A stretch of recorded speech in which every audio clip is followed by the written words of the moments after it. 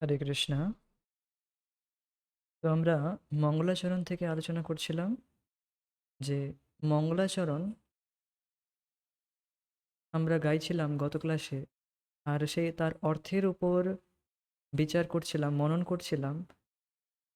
কারণ এই মঙ্গলাচরণ কেবল মেকানিক্যালি, কেবল যান্ত্রিকভাবে করার জন্য হয় না। মঙ্গলাচরণ করা হয় যাতে আমরা গুরু, বৈষ্ণব, কৃষ্ণ কৃপা প্রার্থনা করতে পারি। ভগবানের কাছে যেন সত্যিকারে আমরা যে প্রার্থনাটা করছি তার অর্থটাও যেন আমি করছি। কেবল যান্ত্রিকভাবে কিছু বলছি তোতা পাখির মতো তা নয়। এটার একটা অর্থ যেন আমি বুঝে করছি, সেটা বোঝাটা খুবই প্রয়োজন। আমরা কোনো কিছু বলি তার পিছনে আমরা তার অর্থটা বুঝে বলি। সাধারণত ব্যবহারিক দৃষ্টিতে দেখবেন কোনো কথাবার্তা বললে, কারোর প্রতি কোনো কথা বললে এটা একটা ইমোশন তার পিছনে থাকে।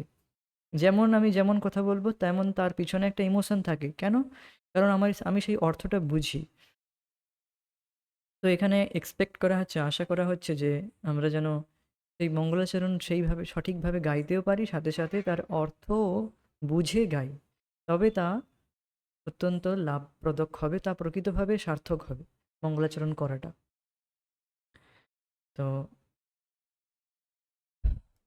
যেমন যত্র গীতা বিচারা যত্র গীতা বিচারাশ্চ পঠনম পাঠনম তথা মোদতে তত্র শ্রীকৃষ্ণ ভগবান রাধয়া সহ।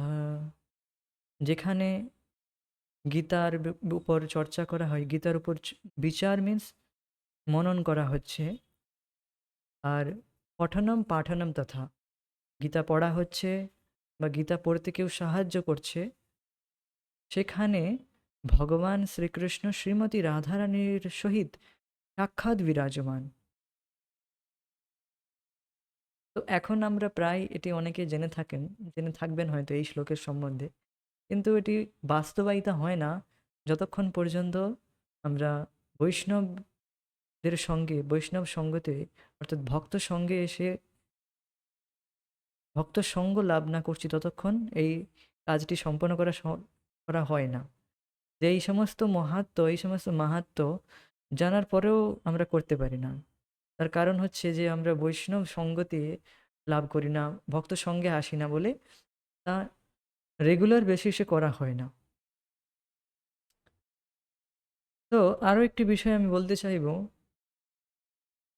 যে কোনো বিষয়ের মূল্য, কোনো বিষয়ের কদর আমরা বুঝতে পারলে, তখন আমি বুঝতে পারলে তখন আমি সেটি খুবই গুরুত্ব বোধ অনুসার করে যে এটি খুব গুরুত্বপূর্ণ, এর মূল্য বোধ করে, আর এটি আমার খুব প্রয়োজন, এই বোধ আমি করলে আমি তা করব।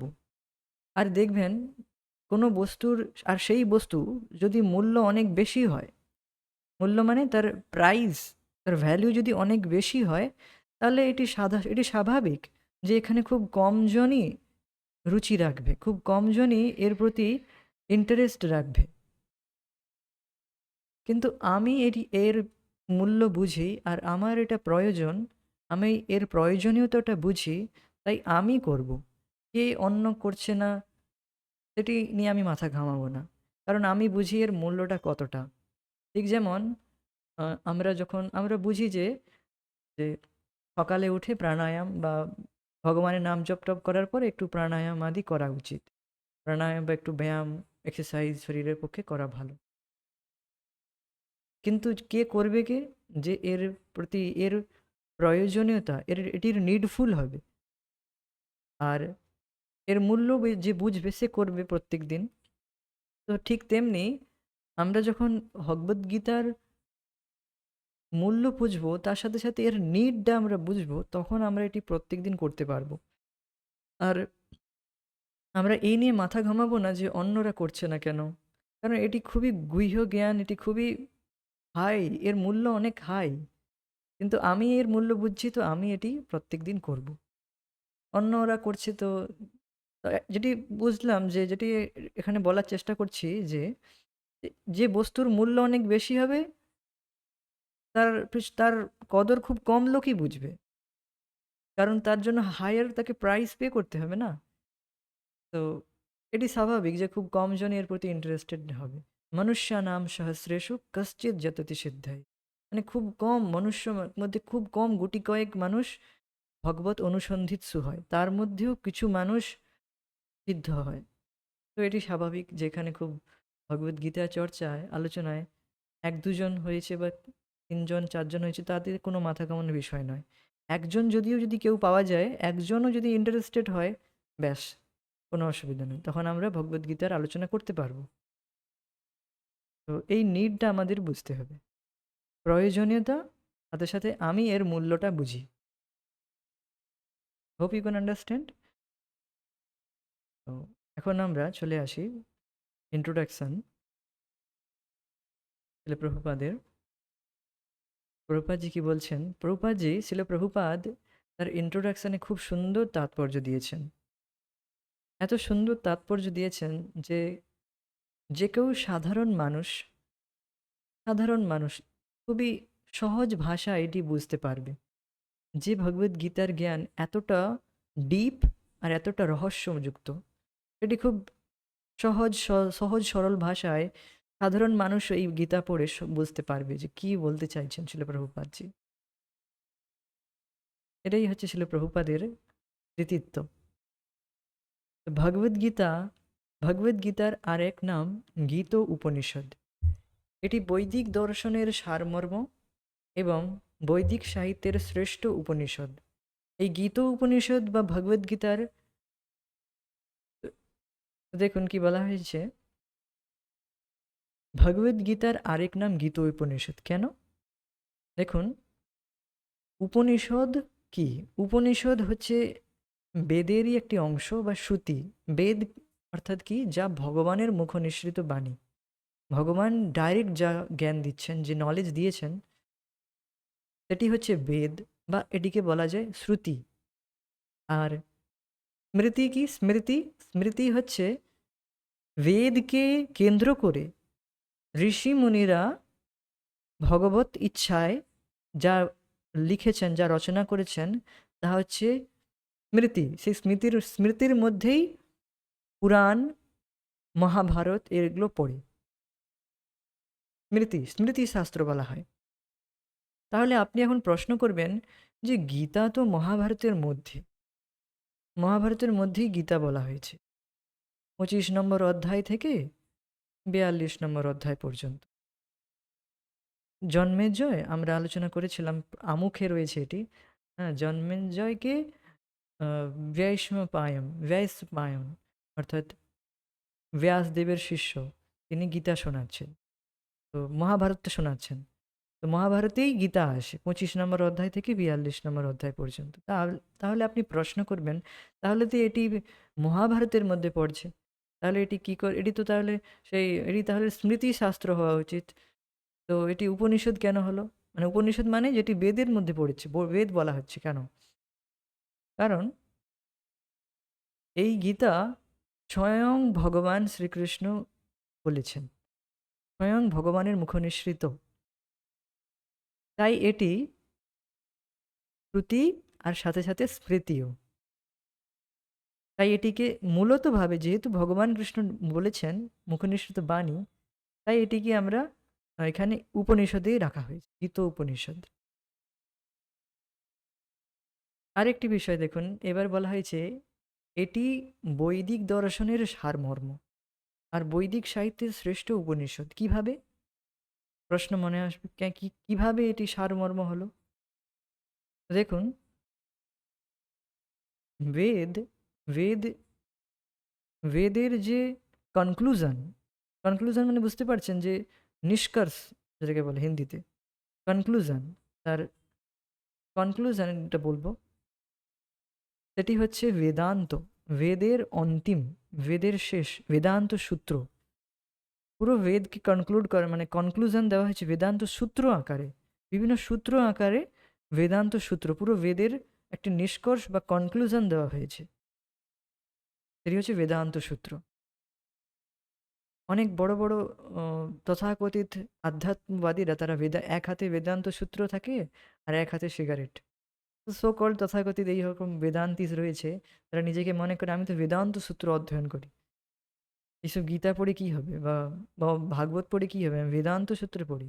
তো এরকম আর্ম চেয়ার ফিলোসফি রয়েছে, আমি সেই দিকে ডিফ্লেক্ট করছি না, আমি শুধু এইটুকু বোঝাতে চাইছি যে এই বেদান্ত সূত্র যে 5টি বিষয়, তা হচ্ছে ঈশ্বর, জীব, প্রকৃতি, কাল আর কর্ম।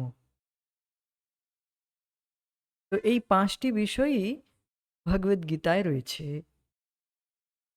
কোনো 6 নম্বর বিষয় নেই, এই 5টি বিষয় ভগবদ গীতায় রয়েছে।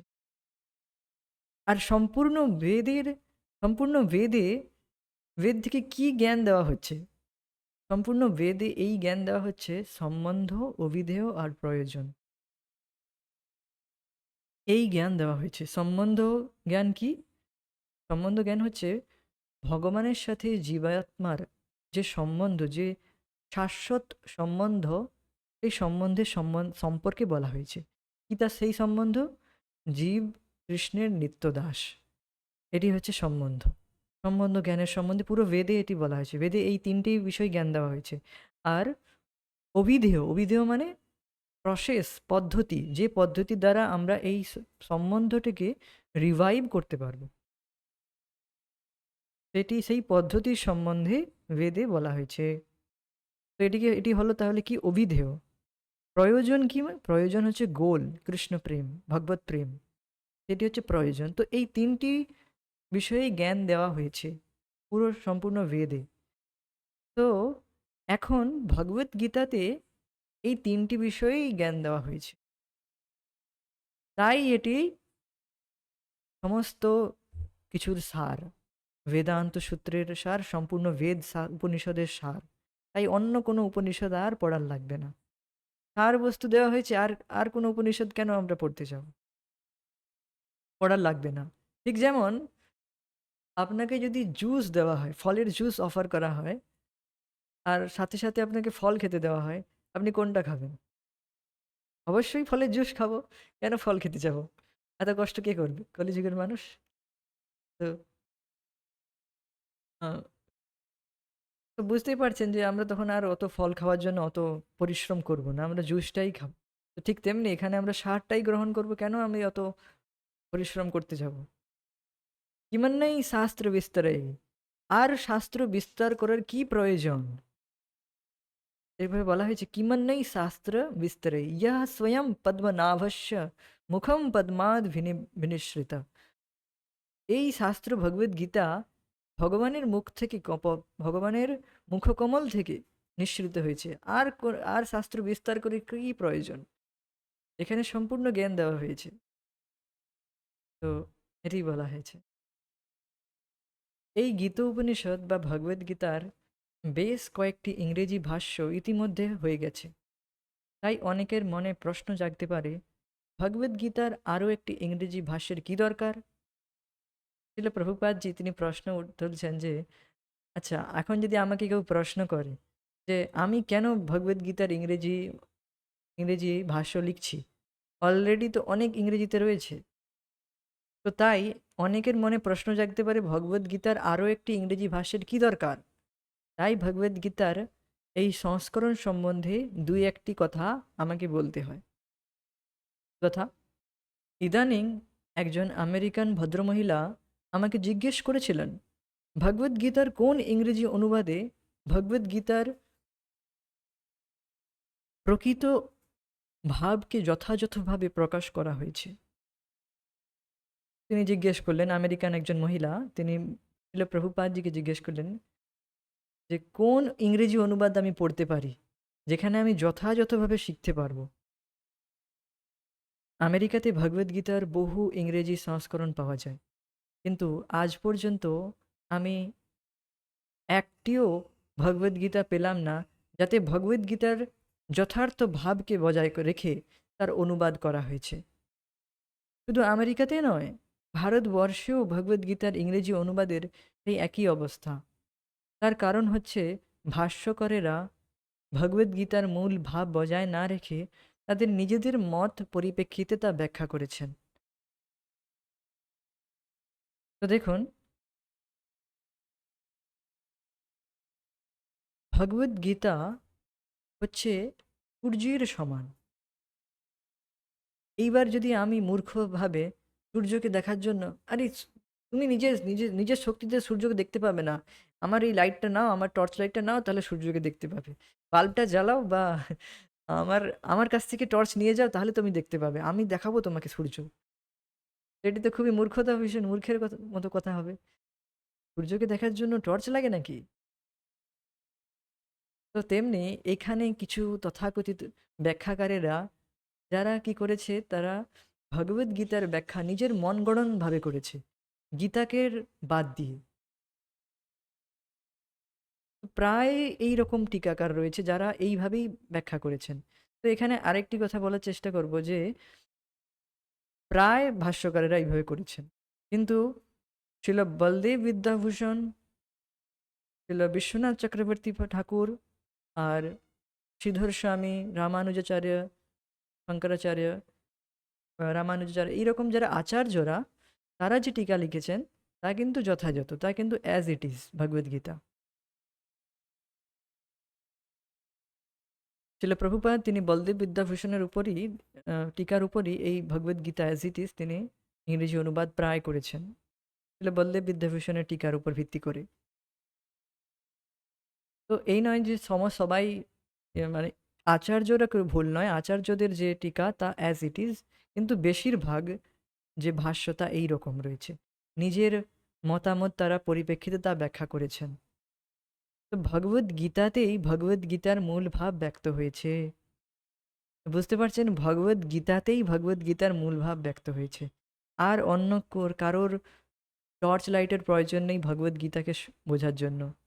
ঠিক যেমন কিছু মানুষ বলে যে ভগবান, আহ, ভগবদ গীতা তো কেউ একজন বলতেই পারে না। এটি কিভাবে সম্ভব? ভগবদ গীতা এত সুন্দর গ্রন্থ কিভাবে একজন বলতে পারে? তো সে নিজের লাইট টর্চ দেখানোর চেষ্টা করছে ভগবদ গীতাকে এক্সপ্লেন করার জন্য। এ নিশ্চয়ই 4-5 লোক পড়ে করেছে বা অন্যভাবে হয়েছে। তো সে নিজের বুদ্ধি লাগানোর চেষ্টা করছে, অর্থাৎ ভগবান কৃষ্ণকে অস্বীকার করছে। তো এটি ঠিক এই রকম, আমরা যখন কোনো ঔষধ খাই, তখন যেমন আমরা আমাদের ইচ্ছা মতো সেই ঔষধ খেতে পারি না, ডাক্তারেরা ডাক্তারের নির্দেশ বা ঔষধের শিশিতে দেওয়া নির্দেশ অনুসারে সেই ঔষধ খেতে হয়। তেমনি ভগবদ গীতাকে গ্রহণ করতে হবে ঠিক যেভাবে তার বক্তা তাকে গ্রহণ করার নির্দেশ দিয়েছেন। ভগবদ গীতা হচ্ছেন, ভগবদ গীতার বক্তা হচ্ছেন স্বয়ং ভগবান শ্রীকৃষ্ণ। তো দেখুন, এই বিষয়ে যাওয়ার আগে এখানে দেখুন,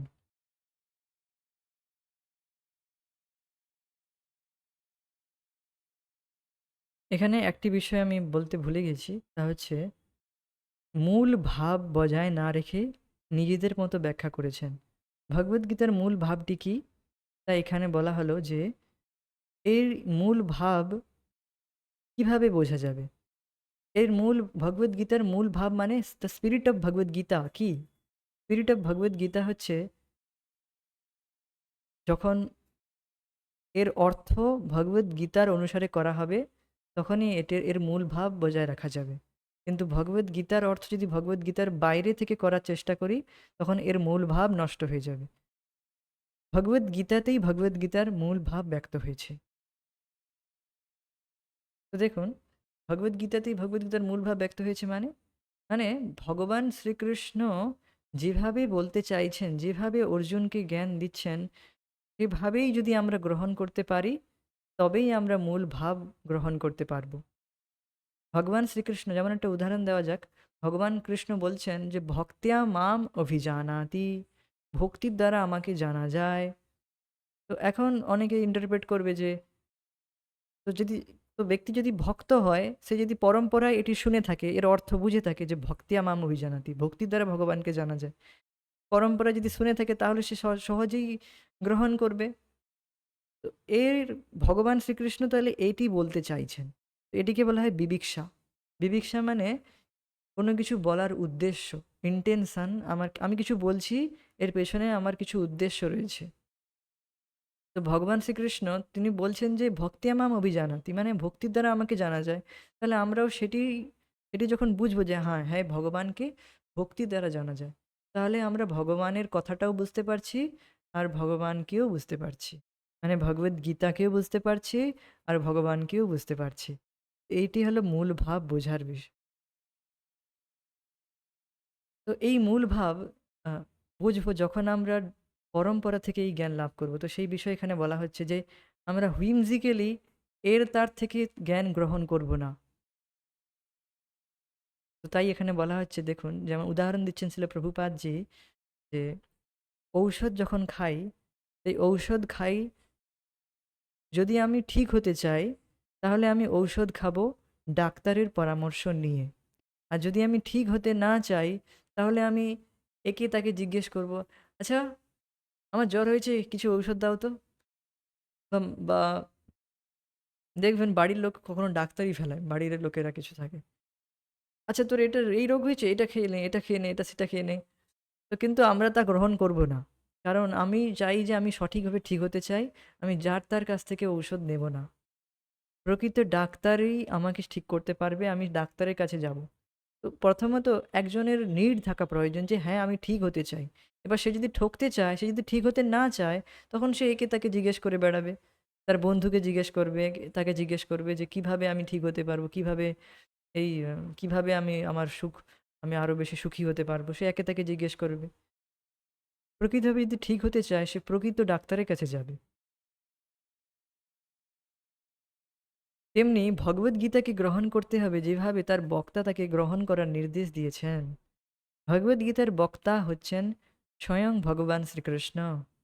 তো ভগবদ্গীতার বক্তা স্বয়ং ভগবান শ্রীকৃষ্ণ, নট মিস্টার শ্রীকৃষ্ণ। এখানে কিছু মানুষ রয়েছে যারা বলেন যে ভগবদ্গীতা ভগবান কৃষ্ণ বলছেন না, ভগবানের কৃষ্ণের ভিতরে একজন শিব বাবা বসে আছে, সেই ভগবদ্গীতা বলছে। তো তারা ভগবান শ্রীকৃষ্ণের দেহ আর তার অন্তর দুটোকে ভেদ করে দিচ্ছে। কিন্তু তা নয়, ভগবান শ্রীকৃষ্ণের মধ্যে দেহ আর দেহির কোনো ভেদ নেই। তিনি সম্পূর্ণ টোটালি তিনি স্পিরিচুয়াল। তো তার দেহ আর দেহির মধ্যে ভেদ নেই। কিন্তু এইরকম ভুল ব্যাখ্যা করার চেষ্টা করছে। তো কেন? কারণ আর এইরকম ব্যাখ্যাকারেরও কথা শুনছে কারা? যারা ঠিক হতে চায় না প্রকৃতভাবে। তারা পরম্পরায় শুনবে না। তারা তো এইরকম লোকেরা সাধারণত ভগবানকে একটা মানুষ্য বোধ করছে। যে এরা ভগবান শ্রীকৃষ্ণ কোনো মহান ব্যক্তি হবে। তো তারাও আমাদের মতো একটা মানুষের মতো তারা জ্ঞান করে যে আমাদের যেমন শরীর আর আত্মার মধ্যে এখন ভেদ রয়েছে। তারাও এইরকম ভগবানকে বোঝার চেষ্টা করে যে ভগবান আর ভগবানের শরীরের মধ্যে ভেদ রয়েছে। ভগবান শ্রীকৃষ্ণ বলছে না, এই ভগবান শ্রীকৃষ্ণের ভেতরে একজন শিব বাবা বসে আছে, তার শরণে যেতে হবে। তো এইরকম ভুলভাল ব্যাখ্যাকার রয়েছে। তো তারা ভগবান শ্রীকৃষ্ণকে ভগবান বলে মানে না। কোনো একজন সাধারণ ব্যক্তি বলে মনে করে। তাই এইরকম ব্যাখ্যা করে। তো ভগবদ্গীতার প্রতিটি পাতায় বলা হয়েছে যে শ্রীকৃষ্ণ হচ্ছে পরমেশ্বর ভগবান। ভগবান শব্দটি অবশ্য কখনো কখনো কোনো শক্তিমান পুরুষ অথবা কোনো দেবদেবীর ক্ষেত্রেও প্রয়োগ করা হয়। এখানে ভগবান শব্দটির অর্থ ভগবান শব্দটির দ্বারা ভগবান শ্রীকৃষ্ণকে মহাপুরুষ রূপে বর্ণনা করা হয়েছে, কিন্তু সেই সঙ্গে আমাদের জ্ঞাত হওয়া উচিত যে শ্রীকৃষ্ণ হচ্ছেন পরমেশ্বর ভগবান। ভগবান শ্রীকৃষ্ণই যে পরমেশ্বর তা স্বীকার করেছেন সমস্ত সত্যদ্রষ্টা ও ভগবত তত্ত্ববেত্তা আচার্যরা, যেমন শঙ্করাচার্য, রামানুজাচার্য, মধ্বাচার্য, নিম্বার্ক আচার্য, চৈতন্য মহাপ্রভু আদি ভারতের প্রতিটি মহাপুরুষ। শ্রীকৃষ্ণ নিজেই ভগবদ্গীতাতে বলে গেছেন যে তিনি হচ্ছেন স্বয়ং ভগবান। ব্রহ্মসংহিতা ও সব কয়টি পুরাণে, বিশেষ করে ভাগবত পুরাণে, শ্রীমদ্ ভাগবতে শ্রীকৃষ্ণকে পরমেশ্বর ভগবান রূপে বর্ণনা করা হয়েছে। কৃষ্ণস্তু ভগবান স্বয়ং। তাই ভগবান শ্রীকৃষ্ণ, এই বিষয়ে যাওয়ার আগে দেখুন কি এতক্ষণ পড়লাম। তো দেখুন এখানে বলা হয়েছে ভগবান শব্দটি কখনো কখনো ঋষি মুনি নারায়ণ নারদ ব্রহ্মা শিব এদের জন্য কখনো কোনো মহাপুরুষদের জন্য ব্যবহার করা হয়। তো দেখুন ভগ শব্দের অর্থ হচ্ছে ঐশ্বর্য আর বান কথার অর্থ হচ্ছে যিনি এই ঐশ্বর্যগুলোর অধিকার করেন। তো এই নারদ ব্রহ্মা শিব এরাও যে সমস্ত ঐশ্বর্য অধিকার করেছে এই সমস্ত ঐশ্বর্য কিন্তু এরা স্বতন্ত্রভাবে অধিকার করেনি। এই সমস্ত ঐশ্বর্য ভগবান শ্রীকৃষ্ণ থেকে আসছে। আর সমস্ত ঐশ্বর্যের যে আগার যে স্রোত তা হচ্ছে ভগবান শ্রীকৃষ্ণ। ভগবান শ্রীকৃষ্ণ হচ্ছেন স্বয়ং ভগবান। আর স্বয়ং ভগবান তার উপর এই সমস্ত ঐশ্বর্য নির্ভর করে। তিনি সম্পূর্ণ স্বতন্ত্র। তিনি হচ্ছেন সমস্ত ঐশ্বর্যের আগার। সমস্ত ঐশ্বর্য তার। কিন্তু আমাদের কাছে যে বা কোনো কোনো মহান ব্যক্তির যেমন কোনো দেবদেবীর কাছে কোনো দেবতার যদি তারও ঐশ্বর্য থাকে কিন্তু সেই ঐশ্বর্যটি তার সে স্বতন্ত্রভাবে দখল করে না, স্বতন্ত্রভাবে অধিকার করে না। তা ভগবানের কৃষ্ণের দ্বারা দেওয়া হয়েছে তো কিছু বিশেষ সেবার জন্য। তাকে শক্তি প্রদান করা হয়েছে। তো সেই ঐশ্বর্য কিন্তু সে স্বতন্ত্রভাবে অকুপাই করে না। দেখবেন এই জগতেও আমরা কিছু ছোট ছোট কিছু ক্ষুদ্র মাত্রায় ঐশ্বর্য লাভ করেছি কিন্তু সেই ঐশ্বর্য কিন্তু আমরা সারা জীবন আঁকড়ে ধরে থাকতে পারবো না। একটা সময় আসবে সমস্ত ঐশ্বর্য কেড়ে নেওয়া হবে।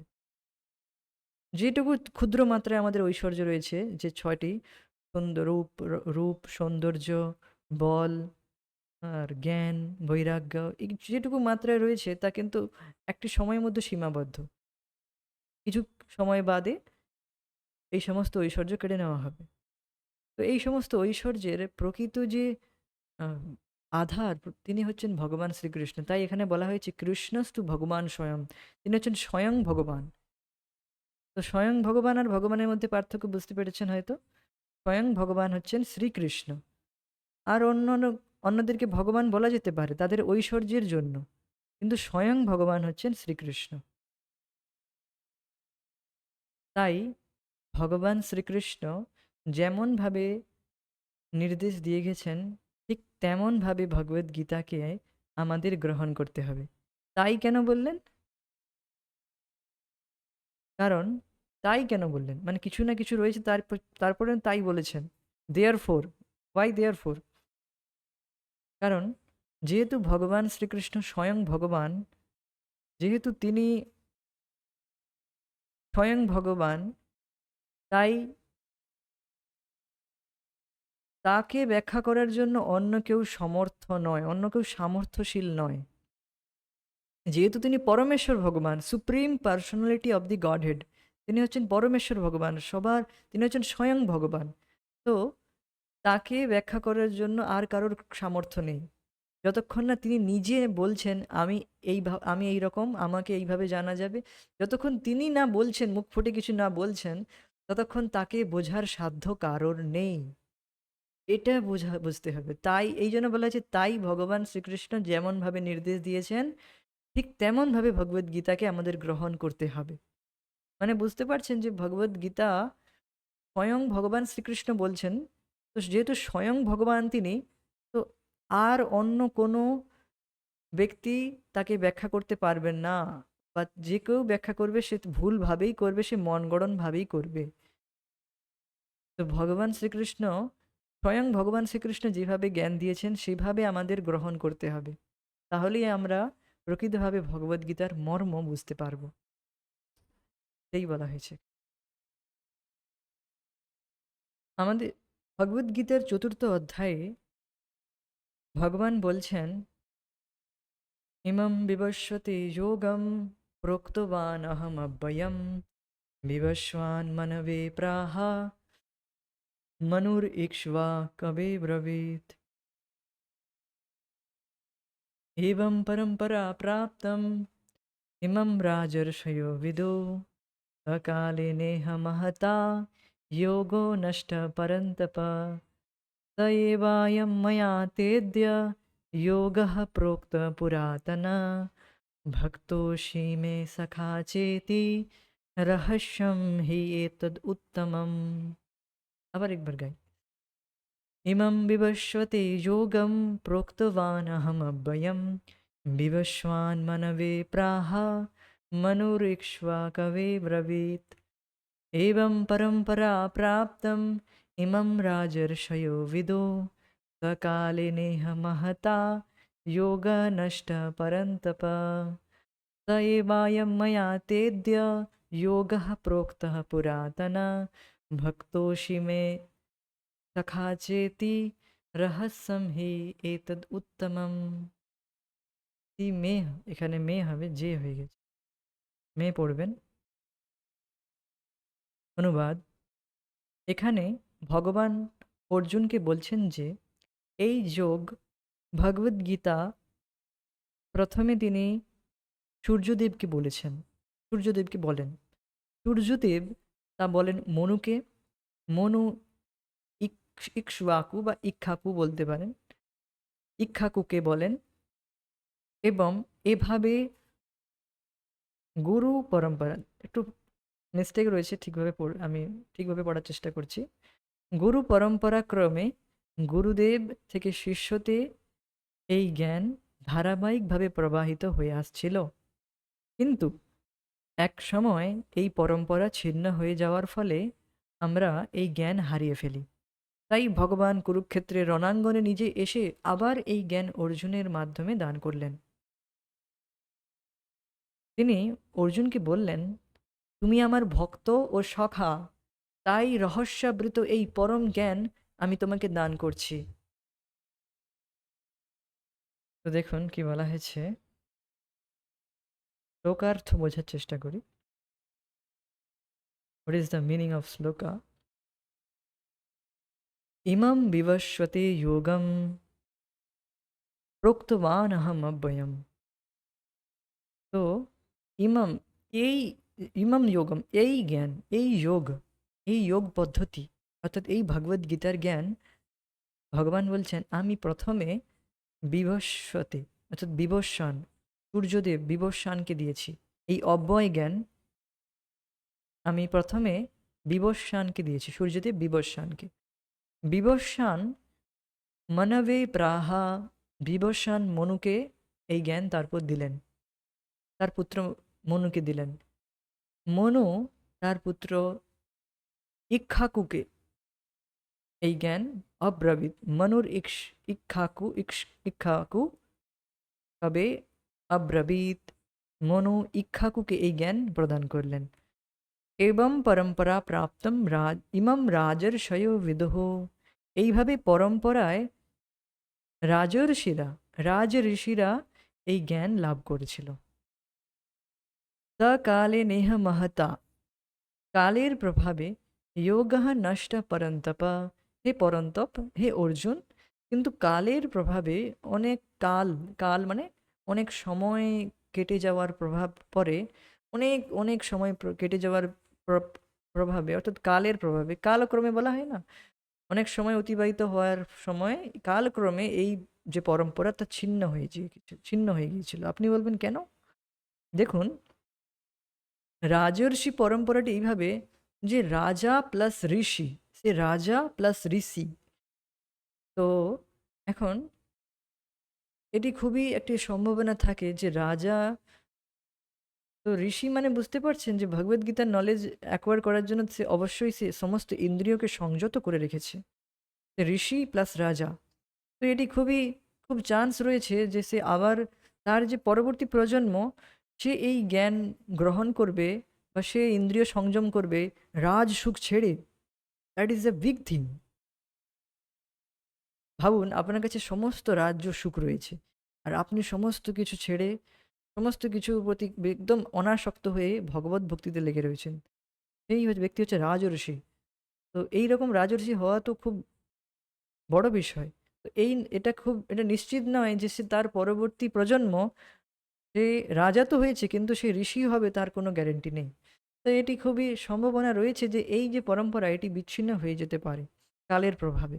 তো সেটি হলো যে কালের প্রভাবে এই পরম্পরা, এই রাজর্ষি পরম্পরাটি বিচ্ছিন্ন হয়ে গিয়েছিল। কিন্তু আমরা যে পরম্পরায় রয়েছি আমরা যে পরম্পরায় এখন জ্ঞান লাভ করছি সেটি হচ্ছে ব্রহ্মর্ষি পরম্পরা। এটি কি? অর্থাৎ ব্রহ্মাজি, ভগবান শ্রীকৃষ্ণ ব্রহ্মাজিকে জ্ঞান দিলেন, ভগবত জ্ঞান দিলেন। আর ব্রহ্মাজি নারদ মুনিকে, আর নারদজি ব্যাসদেবজিকে, ব্যাসদেবজি মধ্বাচার্য, মধ্বাচার্য তার শিষ্যদেরকে এই জ্ঞান দিলেন। তার শিষ্যরা মাধবেন্দ্রপুরী পাদ, মাধবেন্দ্রপুরী, ঈশ্বরপুরী, এইভাবে গুরু শিষ্য পরম্পরায় আমরা ব্রহ্মর্ষি পরম্পরায় এই জ্ঞান লাভ করতে পারি। তো যেটি নষ্ট হওয়ার কোনো সম্ভাবনা নেই, যেহেতু যেহেতু এটি ব্রহ্মর্ষি পরম্পরায়। আপনি ভগবদ্গীতার ইন্ট্রোডাকশনে লাস্টে দেখতে পারেন এই পরম্পরাটি দেওয়া রয়েছে ওখানে। তো स एवायं मया तेद्य योगः प्रोक्त पुरातन। আজকে এখন আমি সেই জ্ঞান দিচ্ছি, সেই সেই জ্ঞানই দিচ্ছি, আর কোনো অন্য কোনো অ্যাড করছি না, সেই জ্ঞানটাই দিচ্ছি। অবশ্যই এখানে তখন অর্থাৎ সেই সূর্যদেবকে যে জ্ঞান দিয়েছিলেন, সেই সূর্যদেবকে যে জ্ঞান দিয়েছিলেন সেই জ্ঞান আজকে আমি তোমাকে দিচ্ছি। কেন দিচ্ছি? কারণ তুমি আমার ভক্ত। ভক্ত সীমে সখা চ ইতি রহস্যম হি এতদ উত্তমম। এই জন্য আমি তোমার কাছে এই রহস্য, উত্তম রহস্য উদ্ঘাটন করছি তোমার কাছে। কারণ তুমি আমার ভক্ত ও সখা। তাহলে এর তাৎপর্য কি? যে আমরা ভগবান শ্রীকৃষ্ণের যত ভক্ত হওয়ার চেষ্টা করব, ভক্ত হতে পারবো, তত আমরা ভগবদ গীতাকে বুঝতে পারবো।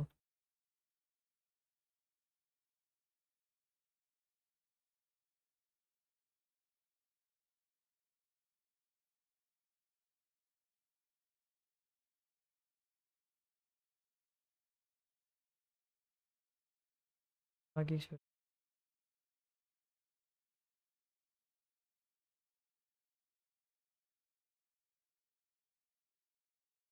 এই কথার তাৎপর্য হচ্ছে যে ভগবদ গীতার জ্ঞান কেবল ভগবানের ভক্তই আহরণ করতে পারে।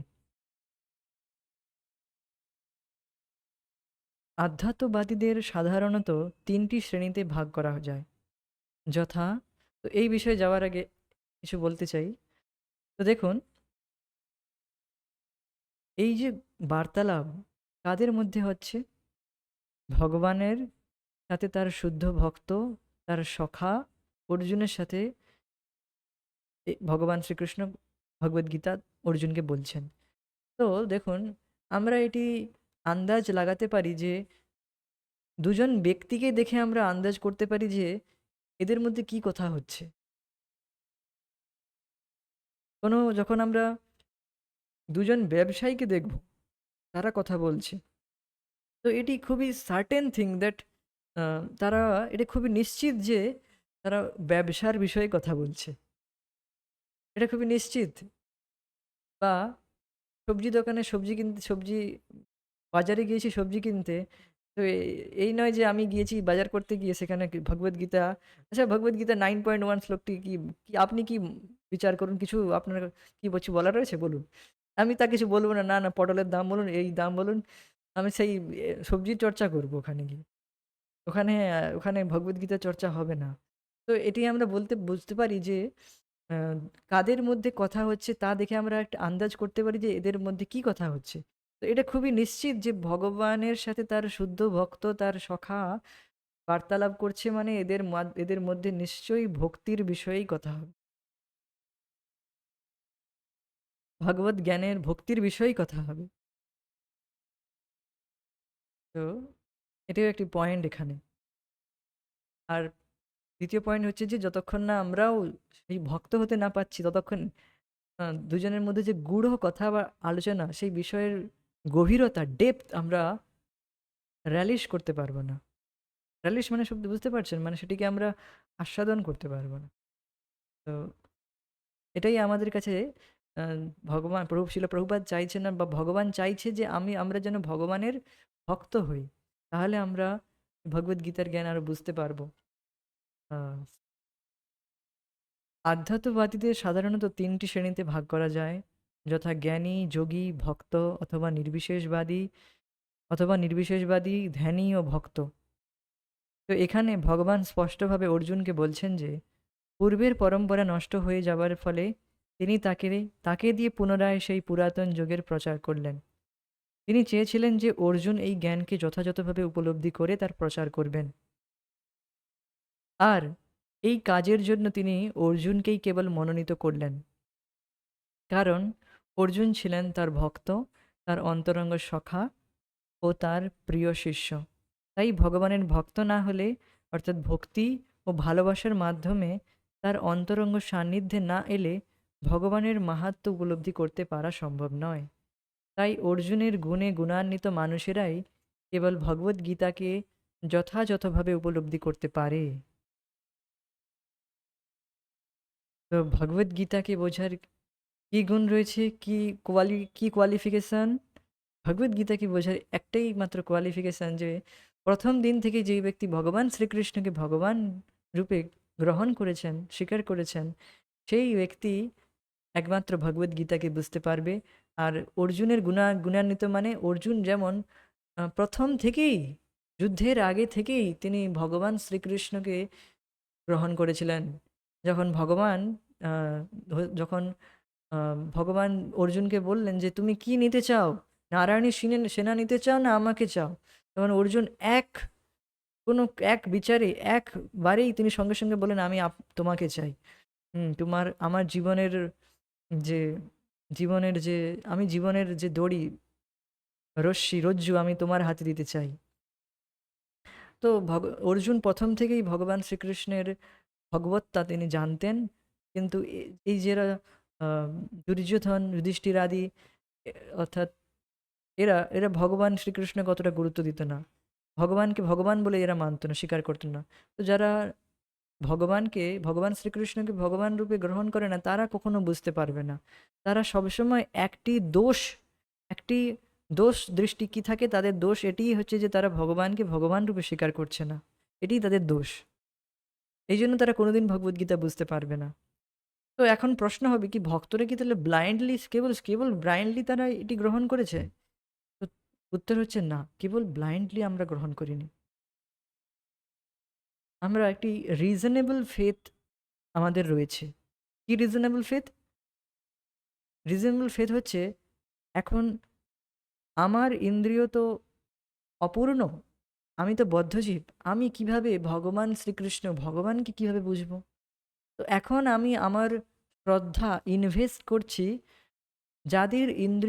যারা সম্পূর্ণ ইন্দ্রিয়কে জয় করেছেন, যারা সম্পূর্ণ মুক্ত পুরুষ, যেমন ব্রহ্মা, নারদ, আর আর যে আচার্যরা রয়েছে, শঙ্করাচার্য, মধ্বাচার্য, হ্যাঁ, যে সমস্ত আচার্যরা রয়েছে তারা সম্পূর্ণ মুক্ত পুরুষ। তারা অসিত দেবল ব্যাস, তারা তারা সবাই বলছে ভগবান শ্রীকৃষ্ণ ভগবান। ভগবান শ্রীকৃষ্ণ স্বয়ং ভগবান, তিনি নিজে বলছেন অহম সর্বস্ব প্রভব, আমি সবার প্রভু, আমার থেকে সমস্ত কিছু সৃষ্টি হচ্ছে, আমি সমস্ত কিছুর স্রষ্টা, মাত্তাহ পরতরম নান্যদ ইত্যাদি, আমার থেকে কিছু শক্তিশালী কিছুই নেই, আমার থেকে সম কিছু নেই। তো ভগবান শ্রীকৃষ্ণ নিজে বলছেন, আর সমস্ত ঋষিমুনিরাও তারাও বলছেন ভগবান শ্রীকৃষ্ণ ভগবান।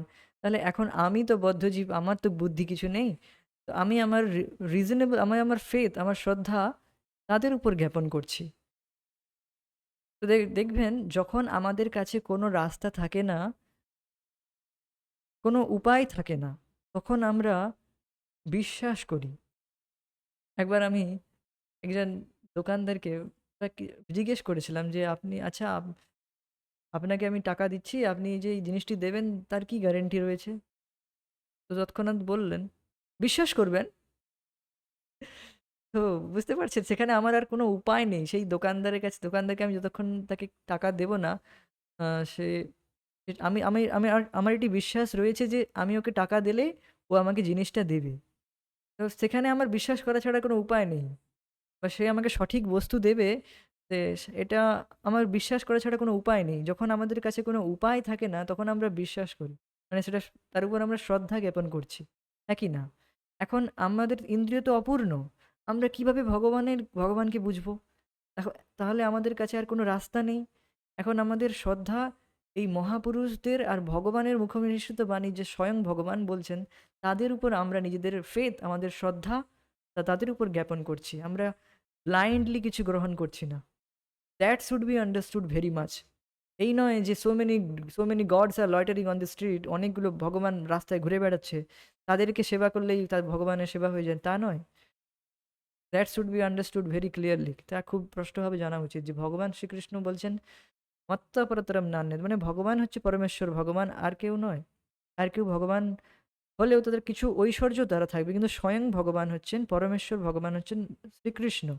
এটি যে বুঝবে, এটি যে প্রথম দিন থেকে গ্রহণ করেছে আর বিনম্রভাবে ভক্ত হওয়া, সেবক হওয়ার চেষ্টা করছে, যে অনেক সে বুঝতে পারছে যে আমি এখন ভগবানের ভক্ত হওয়ার চেষ্টা করছে, যে এই ব্যক্তি বুঝতে পারবে ভগবদ গীতাকে যথাযথভাবে। আপনি দেখবেন যে অনেক কিছু বলার পরে, অনেক কিছু বোঝানোর পরেও মানুষ বুঝে না কেন। আমার একজন স্কুলমেট, নট স্কুলমেট, কলেজ মেট, কলেজে যখন পড়তাম, তখন একজন ছিল আমার একজন পড়তে যেখানে যেখানে যেতাম, সেখানে একজন স্কুলমেট ছিল। তাকে আমি বললাম যে, তুমি ভগবদ গীতা কেন পড়ো না? ভগবদ গীতাতে এখন এটি তো সমস্ত কিছুর সার। তো এত কিছু, অনেক কিছু বোঝানোর পরেও সে বলল, আমি সংস্কৃত শিখবো, তারপর সমস্ত বেদ পড়বো, তারপরে আমি সব তার সার বুঝবো, আমি গীতা পড়বো, সব কিছু করবো। তো সে ব্যক্তি আহ, বুঝতে পারলো না অ্যাকচুয়ালি। সে বলল, তাহলে এইরকম তথাকথিত মানুষ যারা রয়েছে, তারা তারা মনে করে যে কেবল সংস্কৃত জ্ঞান হলেই আমি সমস্ত কিছু শিখে যাব, তা নয়। সো এই যে সহজ শ্রদ্ধা দেখবেন আপনার আর আমার মধ্যে রয়েছে, এই সহজ শ্রদ্ধা কিন্তু খুবই দুর্লভ। এটি যার মধ্যে কেবল পুণ্য রয়েছে, সুকৃত রয়েছে পূর্বজন্মের, সেই কেবল, তারই কেবল এমন শ্রদ্ধা থাকে ভগবানের প্রতি। পুণ্যের বিনা না শ্রবণ ইচ্ছা নোৎপাদ্যে ইতি অর্থ। পুণ্য ছাড়া শ্রবণ ইচ্ছা হয় না ভগবানের প্রতি। তো value it, don't don't lose it.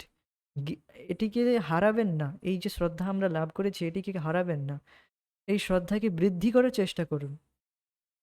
It's অনেক জন্ম ধরে আমরা আহ, সুকৃতের ফল, সুকৃত যখন ফলীভূত হয়, তখন ভগবত কথা শুনতে আমাদের রুচি জাগৃত হয়।